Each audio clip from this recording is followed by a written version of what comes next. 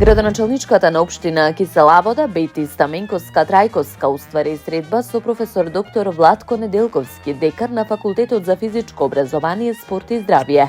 На овој работен состанок се дискутирало за унапредување на можностите и квалитетот на наставата по физичко образование во основните училишта, како и за важноста на нејзината инклузивност. Средбата представува почеток на институционална соработка меѓу општина Кисела Вода и Факултетот за физичко образование, спорт и здравје, насочена кон поддршка на наставниците, промоција на здрави навики и создавање инклузивна средина во спортот и образованието. Како прв заеднички чекор постигнат е договор наставниците по физичко образование од основните училишта во општина Кисела Вода да поминат обука за работа со деца со посебни потреби, која ќе започне во декември, велат од општината.